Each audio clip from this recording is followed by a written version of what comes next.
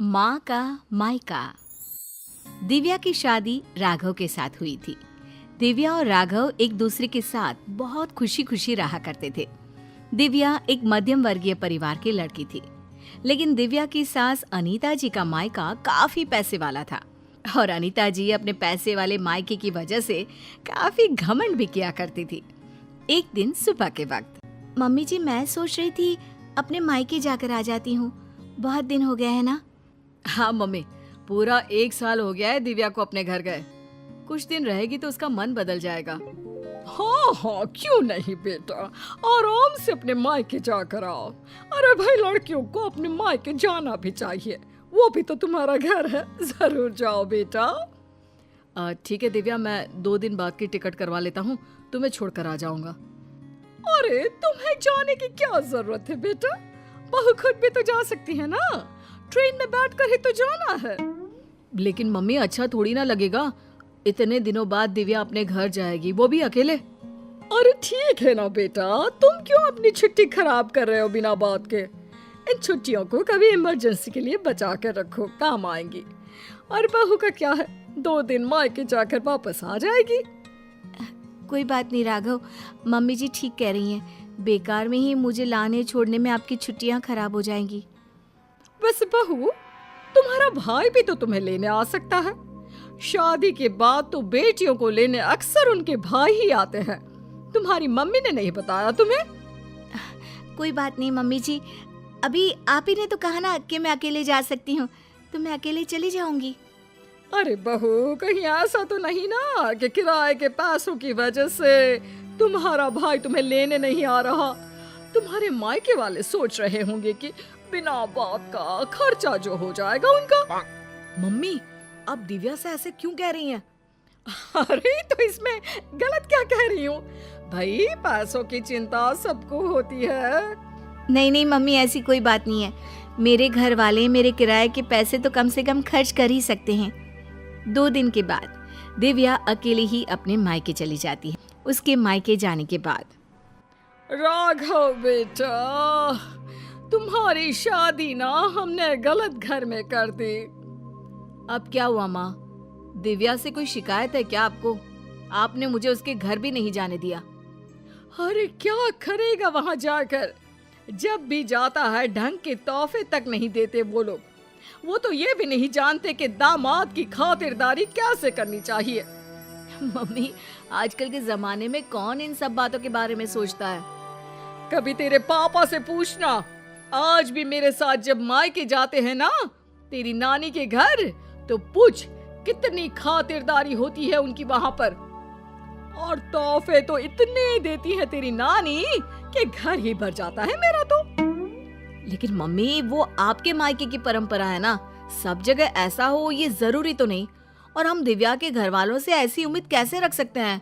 अच्छा नहीं लगता मम्मी। ओफो, आजकल के लड़के ना शादी होते ही अपने पत्नी की साइड लेना शुरू कर देते हैं।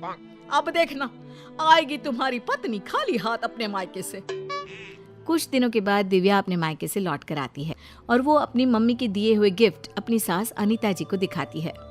मम्मी जी ये देखिए, मेरी मम्मी ने मुझे साड़ी दी है, राघव के लिए शर्ट और आपके लिए भी एक साड़ी भेजी है। बस और कुछ नहीं रखा तुम्हारी मम्मी ने? अरे इतने दिनों के बाद मायके गई थी। मुझे तो लगा भाई अपने मायके से ढेर सारी चीज मिलेगी तुम्हें। ऐसी बात नहीं है मम्मी जी, वो लोग तो मुझे बहुत सारी चीजें देने की कोशिश कर रहे थे, लेकिन मुझे ये सब अच्छा नहीं लगता। हाँ मम्मी, मैंने ही दिव्या से मना किया था, बिना बात के किसी से चीज लेना अच्छी बात नहीं है। तुम्हारी नानी होती ना बेटा तो मुझे कभी इस तरह नहीं आने देती।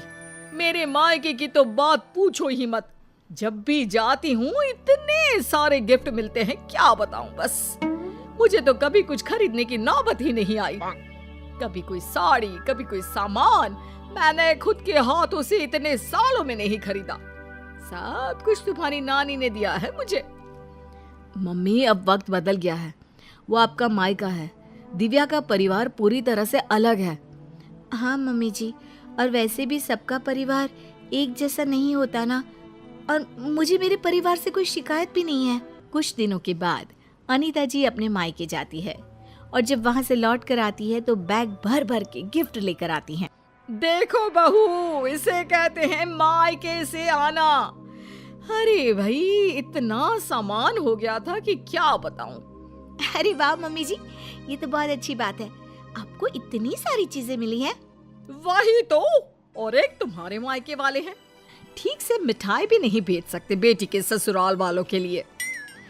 मम्मी जी, आप ऐसा क्यों कह रही हैं? देखो तो सही बहू, मेरी माँ ने पूरे 5 डब्बे रखे मिठाई के। इसे कहते हैं बेटी को विदा करना। तुम्हारी तरह नहीं खाली हाथ भिजवा दिया। बस करिए मम्मी, दिव्या आपकी बहू है, आप उससे इस तरह बात करेंगे तो वो क्या समझेगी। राघव के बार बार समझाने पर भी अनीता जी पर कोई असर नहीं होता और वो कभी भी दिव्या को उसके मायके के लिए भला बुरा सुनाती ही रहती है। एक बार अनीता जी की तबीयत बहुत खराब हो जाती है।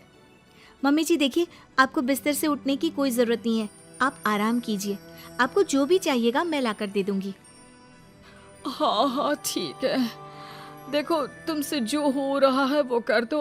बाकी मैंने अपने भाई को फोन कर दिया है, मेरे भाई और भाभी आ जाएंगे मेरे मायके से मेरा ख्याल रखने के लिए। मम्मी आप ऐसा मत कहिए ना, दिव्या आपकी बहू है, वही ख्याल रखेगी आपका। मामा और मामी कितने दिन आपका ख्याल रख लेंगे।